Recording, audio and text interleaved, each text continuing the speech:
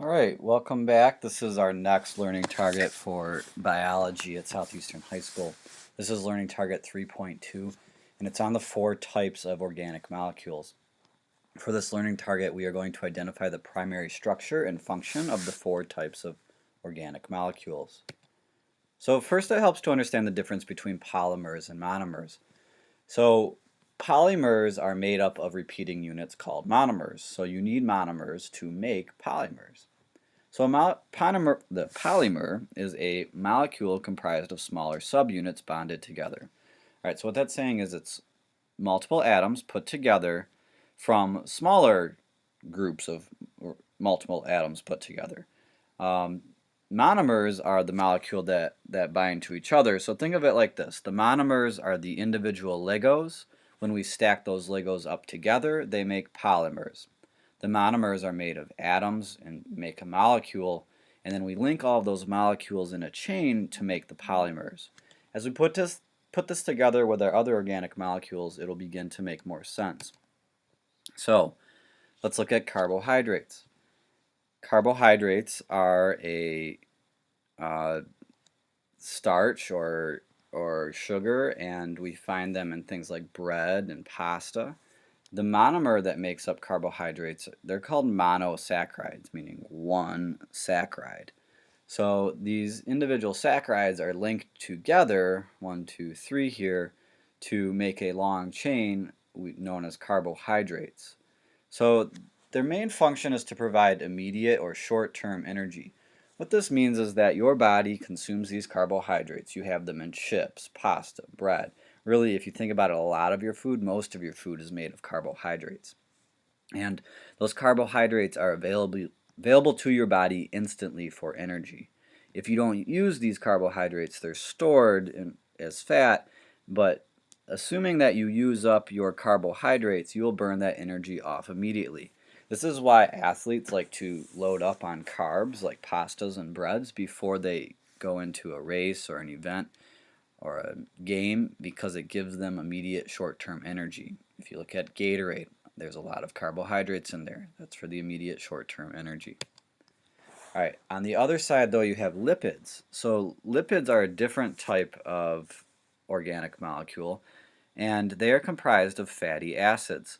So here's a fatty acid example. We link 3 of those together to make a triglyceride.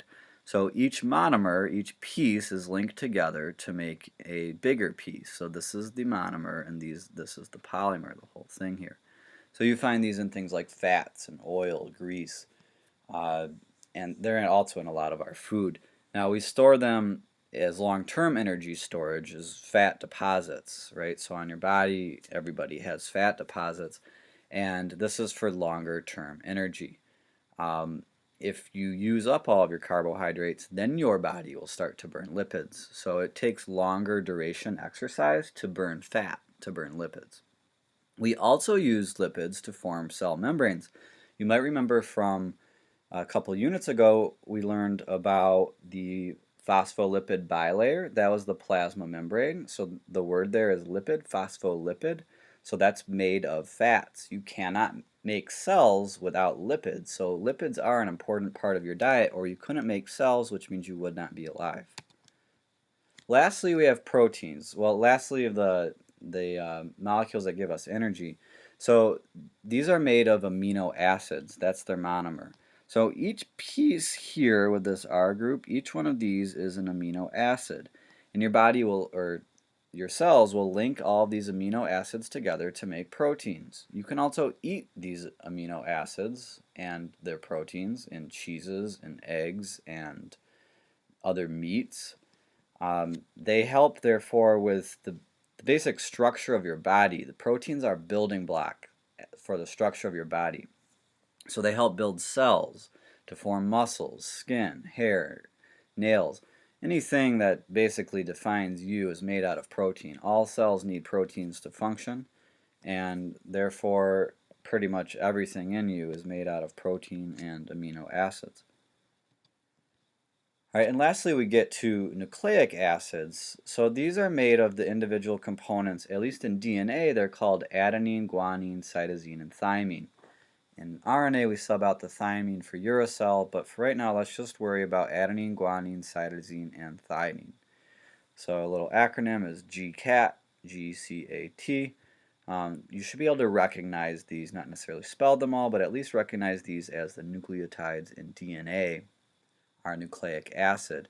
And you know that our DNA is the genetic code that determines how we build proteins. So the DNA gives our cells the instructions for how to link together the amino acids to make the proteins. All right. Now, we're going to look a little bit more closely at those individual nucleotides and how they're made up. So you can see this right here, this whole piece here is a nucleotide.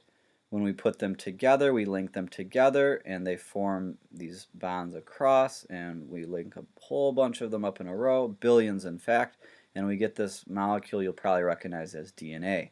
So the monomer is a nucleotide. When we link the nucleotides up together, you see all the different colors, we form the long double helix known as DNA.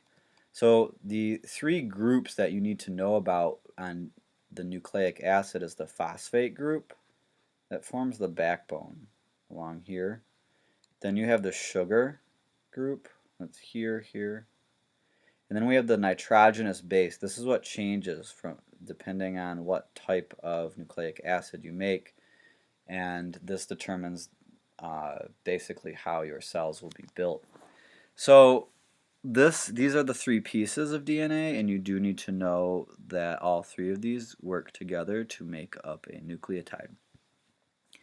And that's basically it. Those are our four types of organic molecules. We have carbs, lipids, proteins, and nucleic acids. Thank you very much for your time, and go back and review if you need more help.